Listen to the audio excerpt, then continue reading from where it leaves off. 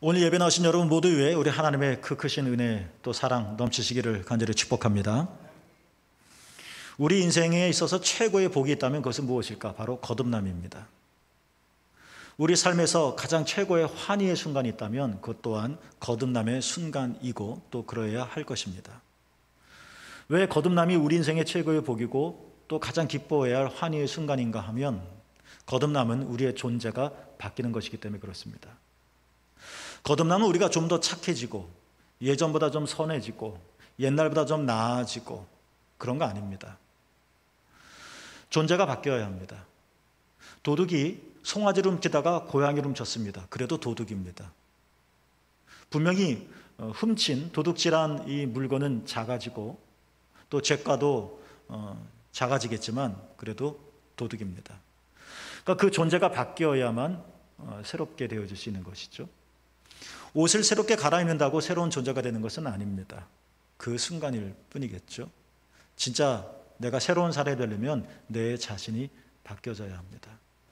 그래서 바울은 셋째 하늘, 놀라운 하나님 나라를 체험하고 나서 고린도후서 5장 17절에 이렇게 말을 했죠.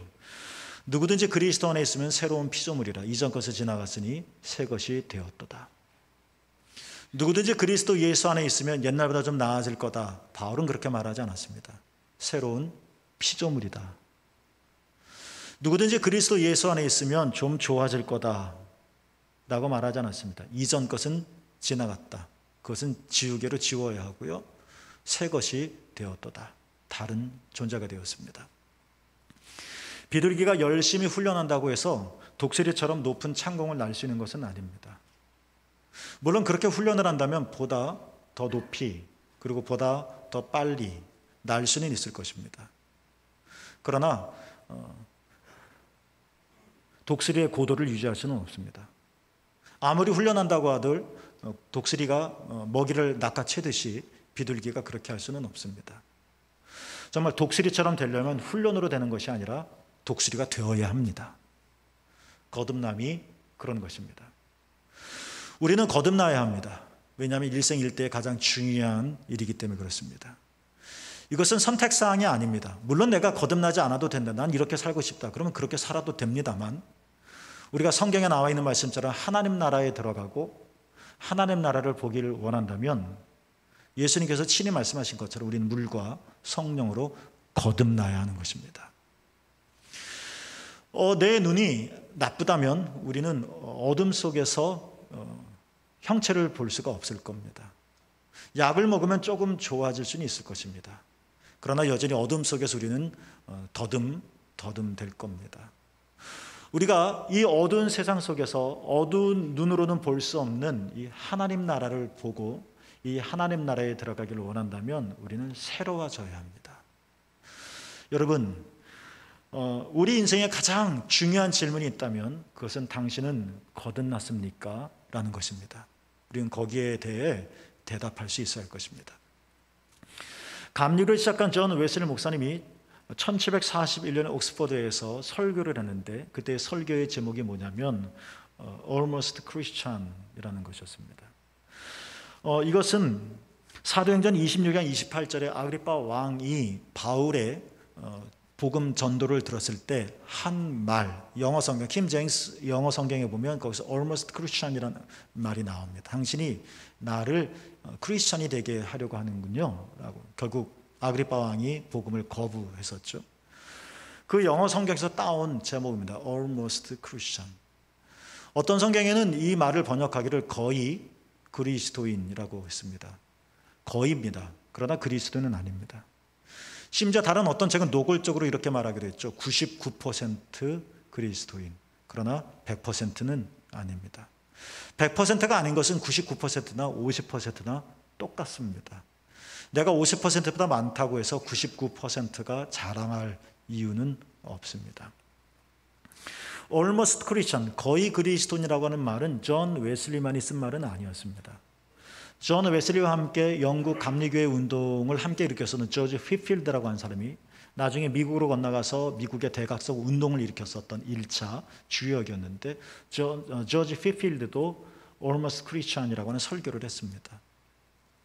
이들보다 조금 앞선 1700년대에 매튜 미드라고 하는 사람이 있었는데 이 사람도 Almost Christian이라고 하는 글을 썼습니다. 훨씬 이전에는 성경으로 나옵니다. 바울이 말했죠. 바울이 Almost Christian이라는 단어를 쓰지는 않았지만 디모데후서 3장 5절에 보면 바울이 이렇게 말을 했죠. 경건의 모양은 있으나 경건의 능력은 부인한다 라고 말했죠. 이것도 Almost Christian입니다. 경건의 모양은 있습니다. 그러나 그 안을 들어가 보니 경건의 능력은 없다는 겁니다. 그러니까 겉은 경건이지만 속은 경건이 아닌 경우이죠. 1700년대에 존 웨슬리, 조지 휘필드, 또 매튜 미드라고 하는 사람이 얘기한 것처럼 또 제가 알지 못하는 수많은 사람이 Almost Christian 단어라는 단어를 쓰기는 했었을 겁니다. 그리고 기원 1세기에 바울도 경건의 모양은 있지만 경건의 능력은 없다. 다 Almost Christian인데 이 Almost Christian이 예수님 시대 뿐만 아니라 바울 시대, 그 다음에 1700년 시대에 있었다는 증거겠죠. 그리고 아마도 우리 시대에도 있을는지 모르겠습니다. Almost Christian은 번역하면 뭐 거의 그리스도인이지만 속 내인은 이런 겁니다. 그리스도인 같아 보일 뿐 사실은 진정한 그리스도인이 아닌 사람. 이게 Almost Christian입니다. 남이 속습니다. 저 사람은 진실한 그리스도인이야. 심지어 나 자신도 속습니다. 나는 진정한 그리스도인이야. 근데 주님 보시기에는 Almost Christian이 있을 수도 있다는 겁니다. 두렵고 떨린 말입니다. 지금이라도 발견하면 좋죠. 마지막 날 하나님의 심판대 앞에 섰을 때 내가 뒤늦게 크리스찬, Almost Christian 하는 것을 알면 시간을 되돌릴 수도 없는데 우리는 어떻게 할까? 참 두렵고 떨린 일입니다. 여러분, 진정한 그리스도인이란 어떤 사람일까요? 바로 거듭난 사람입니다. 이건 제 말이 아니라 성경의 말이고 예수님께서 하신 말씀입니다. 말하자면 Almost Christian은 진정한 그리스도인이 아닙니다. 왜냐하면 거듭나지 않았기 때문에 그렇다는 겁니다. 이 사람이 Almost Christian이라고 말하는 이유는 성경을 덜 읽고 기도를 덜 했기 때문이 아니라 거듭나지 않았기 때문에 Almost Christian이라고 말을 하는 겁니다.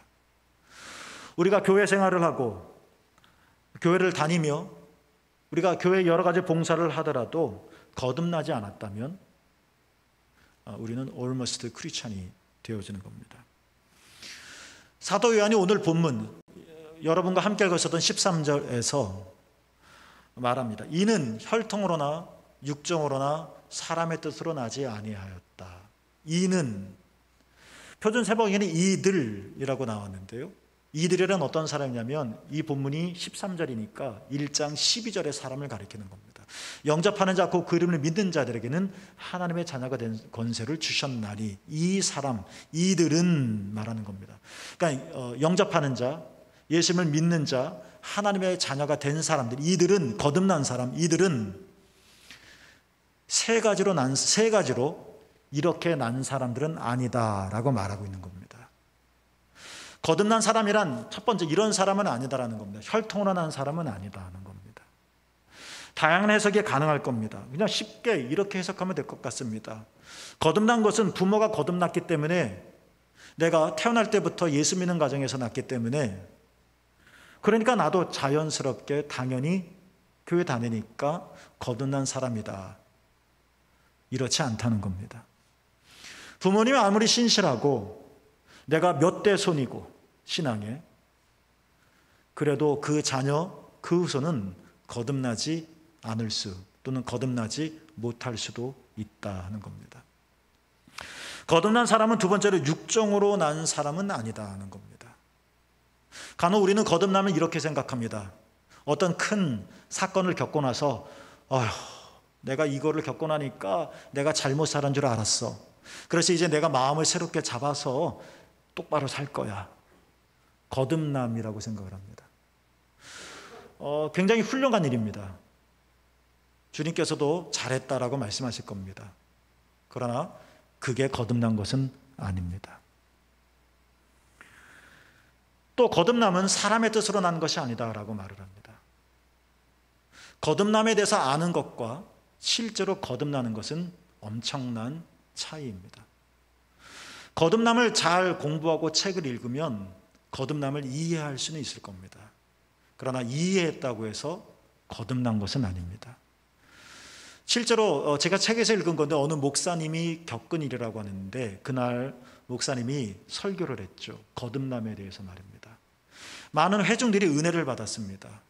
예배가 끝나고 교인들과 인사를 나누는데 한 교인이 예수님 그 설교하신 목사님에게 다가와서 손을 잡고 인사를 나누더니 이런 말을 했다고 합니다. 목사님 오늘 거듭남에 대해서 설교하셨죠. 참 은혜로웠습니다. 그런데 목사님은 정말 거듭남을 체험하셨습니까? 당황스럽고 황당한 질문이었습니다. 대답을 못했습니다. 물론 저는 개인적으로 그 목사님이 거듭나지 못했다라고 생각하지는 않습니다. 우리도 거듭남에 대한 이해가 부족하기 때문에 거듭났음에도 불구하고 내가 거듭났나? 라고 생각할 수도 있습니다. 이 목사님의 경우에도 그런 경우이겠죠. 어찌됐든 이 목사님은 갑작스럽게 들어온 이 회중의 이 교인의 질문에 내가 정말 거듭났나를 다시 한번 생각해보고 내게 거듭남의 체험이 있는가 다시 한번 고민해보며 자기의 신앙을 살피는 그런 기회가 되었다라고 말을 합니다. 저는 중학교 때 교회를 처음 다녔습니다.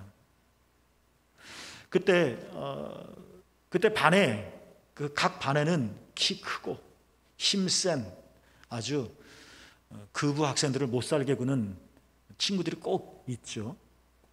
그래서 연약한 친구들을 아주 괴롭히고 도대체 쟤는 왜 그래? 교무실 맨날 끌려다니고. 우리 반에도 그 한 명이 있었습니다. 졸업할 때쯤 알았습니다. 목사님 아들이시더구만요. 목사님 아들도 이렇습니다. 물론 제 아들은 아닙니다. 목사님의 아들이기 때문에 자녀이기 때문에 신실할까? 그런 개연성은 많이 있겠지만 꼭 그런 것은 아니겠죠. 그냥 거듭난다는 것은 내 얘기인 것이지 혈통으로, 육정으로 또는 사람의 뜻으로 나는 것은 아니다. 우리는 진지하게 내 마음을 살피면서 물어야 할 것입니다. 나는 거듭났을까? 나는 거듭났나? 거듭났다는 것을 어떻게 알 수 있을까? 이 거듭남의 질문을 해야 우리는 almost Christian이 아니라 진정한 그리스도인이 되어질 수 있는 거죠. almost Christian이라고 한 설교를 하면서 존 웨슬리가 altogether라고 Christian이라고 말도 했습니다. 이건 온전한 그리스도인. 그러니까 almost를 벗어나서 거의를 벗어나서 진정한 온전한 그리스도인이 되어야 한다. 그리고 그 기준은 바로 거듭남이다라고 말했습니다. 여러분은 거듭나셨습니까? 오늘 본문 후반절에서 요한이 이런 말을 합니다.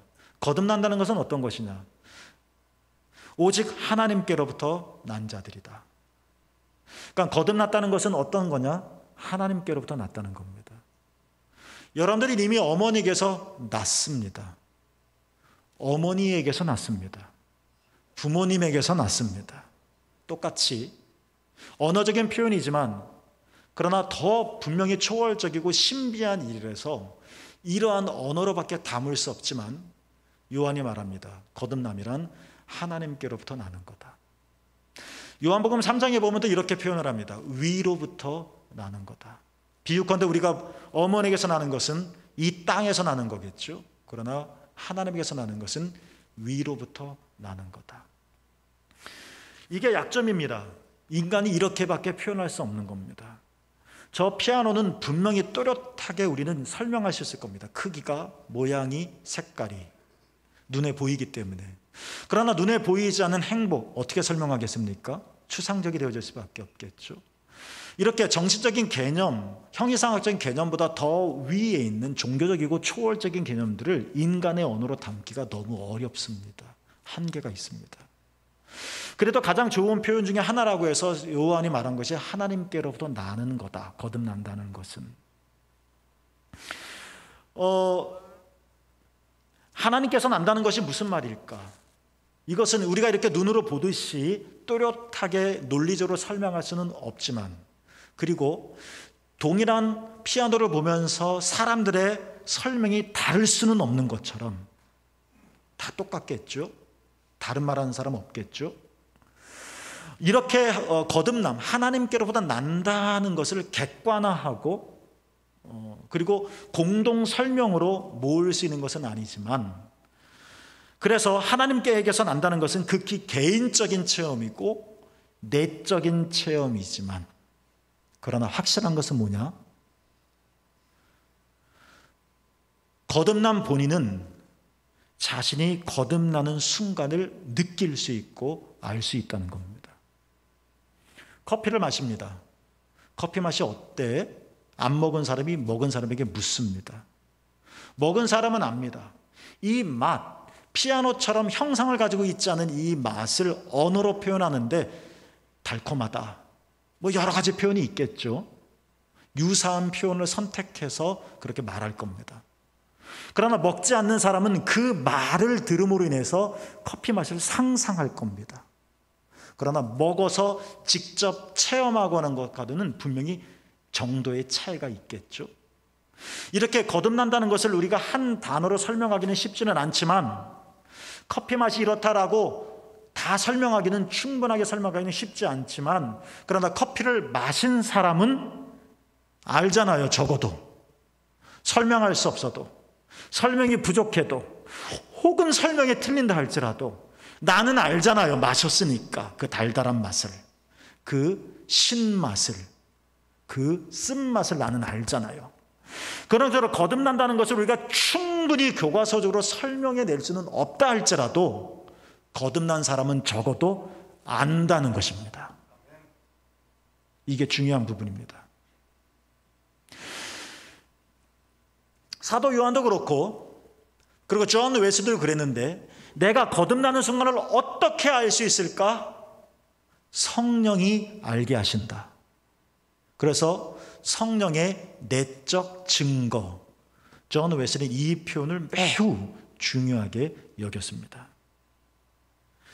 뭔가 나는 내가 태어나는 순간도 사실 잘 기억하지 못하는데, 내가 어머니의 자궁에서 나온 그때의 경험조차도 나는 느낌이 없는데, 하늘로부터 나는 것을 내가 어떻게 알겠습니까? 그러나 그렇게 막연한 것은 아니고 내 개인적으로 깊은 내적인 체험으로 나는 느낄 수 있는 것인데, 거듭남은 그냥 아무도 알 수 없는 공허한 공백 상태가 아니라 본인은 알 수 있는 신령한 경험인데, 말로 표현하기가, 형용사로 수식하기가 참으로 난처하지만, 그러나 위에서부터 하나님께서 나의 속사람을 어루만져 주셔서 하나하나 접촉해 주셔서 뭔가 나를, 속사람을 새롭게 만드시고 하나님의 생명으로 내 안에 채워주시는 것 같은 그런 느낌, 그런 경험, 본인은 알 수 있다는 겁니다. 거듭난 사람 누굽니까? 하나님에게서 난 사람입니다. 우리는 이미 어머니에게서 몸으로 태어났습니다. 어머니가 나를 낳으셨을 때 나는 몸을 갖게 되었습니다. 몸은 이 몸덩어리만이 아니라 우리의 모든 감각을 함축하고 있는 겁니다. 똑같이 우리가 하나님에게서 태어났다는 말은 몸이 태어나는 것이 아니라 우리의 영이 태어나는 것입니다. 어머니는 나를 몸으로 낳으셨지만 하나님은 나를 영으로 출생하게 하셨다는 겁니다. 요한복음 3장 6절에 보면 사도 요한이 물과 성령으로 거듭나야 하나님 나라를 볼 수 있고 들어갈 수 있다라고 말하면서 3장 6절에 이런 말을 했죠. 육으로 난 것은 육이요 영으로 난 것은 영이니라. 이 말이 매우 중요합니다.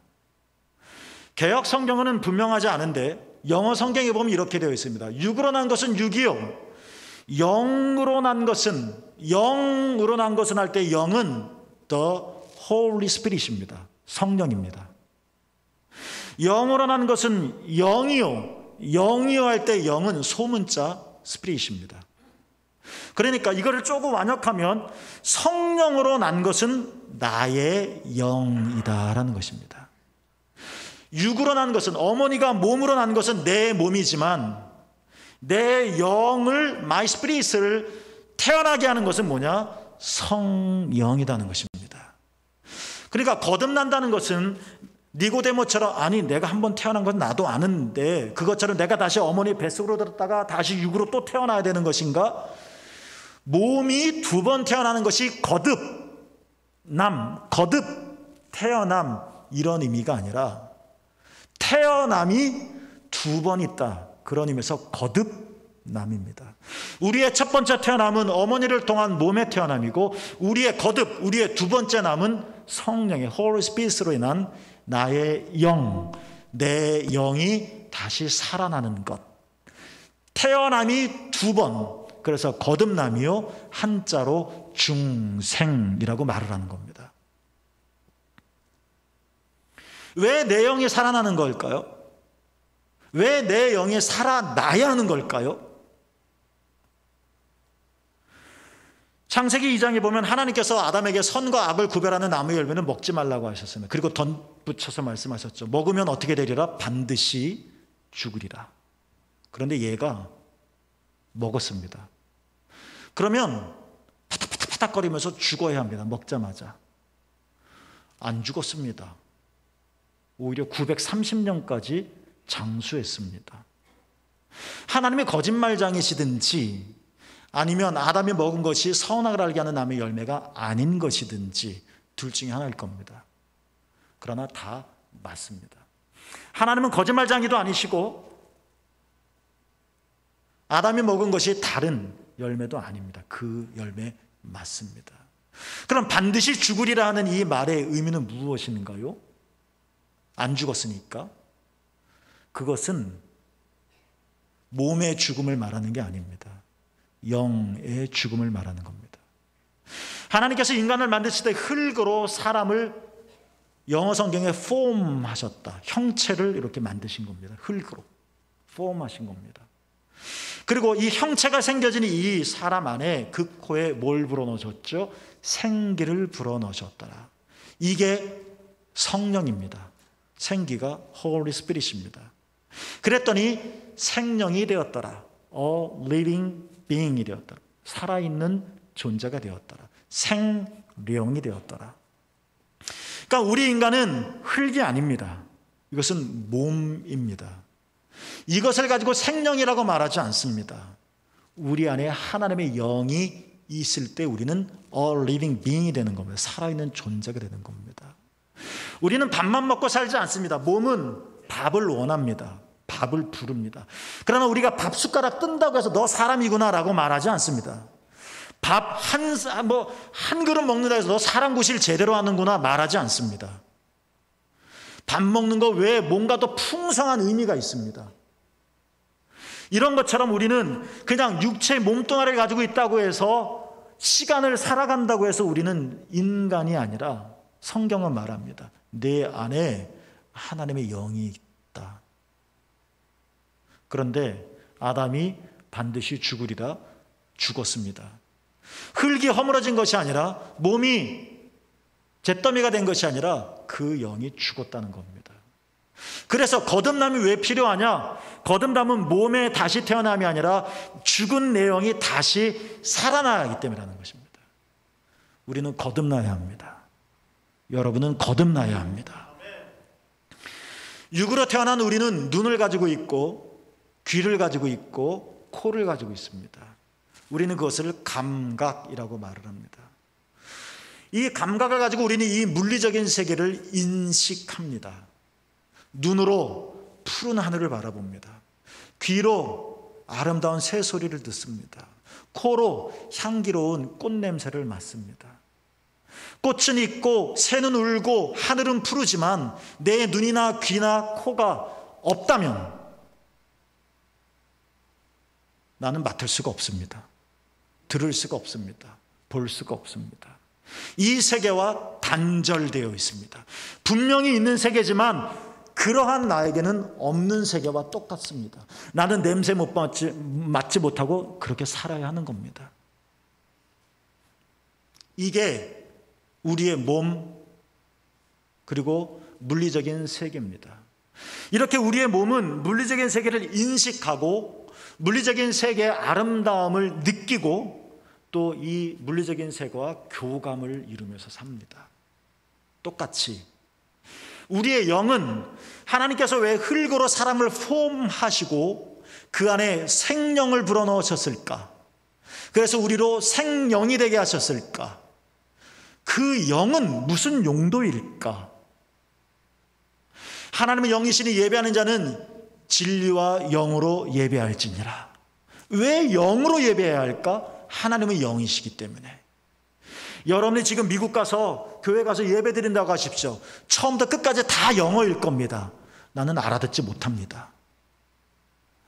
똑같이 이 언어가 달라도 우리가 이렇게 단절이 생기고 막힘이 있는데, 하나님은 영이시니까 눈으로 볼 수 있는 것이 아니고 하나님은 영이시니까 귀로 들을 수 있는 것이 아닌 바, 하나님을 알기 위해선 영이 필요한 겁니다. 하나님은 영이시니까. 그래서 영을 불어넣어 주신 겁니다. 거듭난다는 것은 아담의 죄로 말미암아 죽었던 내 영을 다시 살리는 겁니다.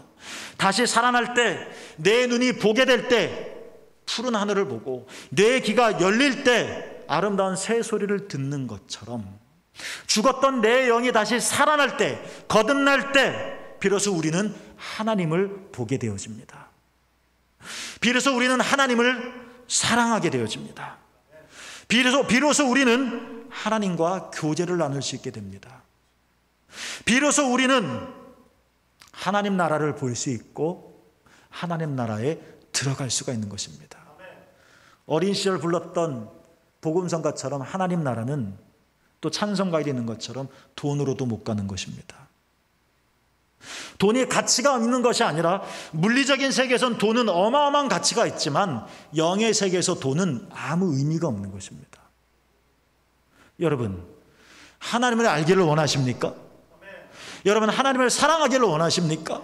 여러분, 하나님 나라를 체험하기를 원하십니까? 거듭나야 합니다. 그래서 거듭남이 인생의 최고의 복이라는 것입니다. 나는 이 세계의 만족함을 살 거야. 근데 그러셔도 됩니다.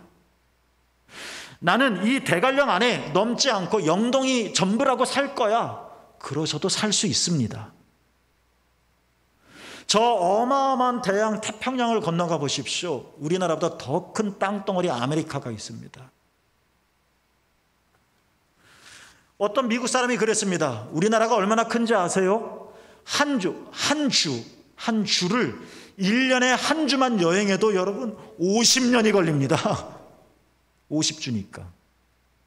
상상할 수 없는 크기입니다. 캘리포니아는 럭키 산맥의 이 폭이 한반도보다 넓다고 합니다. 얼마나 넓은 땅입니까? 여러분, 그 세계가 있습니다. 그 세계의 땅을 안 밟아봐도 나는 이 땅에서 살 수는 있지만 그 세계가 있다는 겁니다. 그런 것처럼 내가 영의 세계를 인식하지 않고 무시하며 없이 살아도 나는 살 수 있지만 물리적인 세계 안에 갇혀 있는 것과 똑같습니다. 내가 눈이 열려 거듭나 하나님 나라를 볼 수 있고 하나님을 알게 되고 사랑하게 된다면 우리의 삶은 장막터가 넓어지듯이 확장되어질 것이고 신비로움을 경험하게 되어질 것이고 하늘의 일들을 체험하게 되어질 것입니다. 우리는 그러므로 반드시 거듭나야 합니다. 그분을 보기 위해서, 하나님 나라에 들어가기 위해서. 예수님께서 십자가에서 큰 소리를 지르시고 숨지셨습니다. 그 한마디가 이것입니다. 다 이루었다. 이 말의 의미가 뭘까? 길과 진리와 생명 되신 예수님은 다 이루었다. 캄캄한 어둠을 헤매듯이 귀가 먹먹하여 멍한 속에 살듯이 우리의 눈과 우리의 영의 눈과 우리의 영의 귀가 막혀서 어둠을 헤매며 살고는 우리들을 위해서 이 우주가 이렇게 넓단다 보여주는 것 같이 하나님의 나라가 이렇단다 라고 허리 숙여 땅만 보고 살고 있는 사람을 치유하신 예수님의 그 이야기처럼 허리 펴 하늘을 우러러보게 하시는 이 영의 세계가, 하나님의 세계가, 하나님 나라가 또 다른 실제가 있음을 우리로 알게 하시고, 알 뿐만 아니라 그 또 다른 실제의 세계 속에서 살게 하시며 누리게 하시기 위하셔서, 우리를 거듭나게 하시기 위하셔서, 내 영이 다시 살게 하기 위하셔서 우리를 위한 모든 거듭남의 일을 십자가에서 말씀하신 것입니다. 다 이루었다. 주님께서 우리가 거듭나기 위해 필요한 모든 일들을 다 행하셨습니다. 이제 우리가 해야 할 일은 딱 하나 남았습니다. 예수님께서 거듭나기 위하여 하나님 나라에 들어갈 수 있도록 길과 진리와 생명이 되어 주셨고, 십자가에서 이 모든 일을 다 이루셨고, 그래서 우리가 할 일은 이것을 알고 이것을 믿고 그 예수님을 받아들이는 것입니다. 그래서 오늘 보면 바로 이전에 영접하는 자, 곧 그 이름을 믿는 자들에게는 하나님의 자녀가 되는 권세를 주셨다. 우리 아버지가 시장이어도 떵떵거릴, 우리 아버지가 대통령이라면 기고만장해질 거고, 그래도 우리 아버지가 하나님이라면 상상할 수 있겠습니까?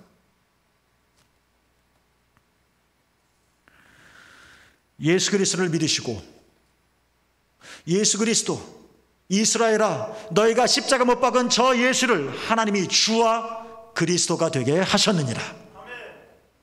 이분이 나의 예수님이심을 믿고 영접하여 하나님의 자녀가 되는, 거듭나는, 하나님에게서 나는 온전한 그리스도 되기를 축복합니다.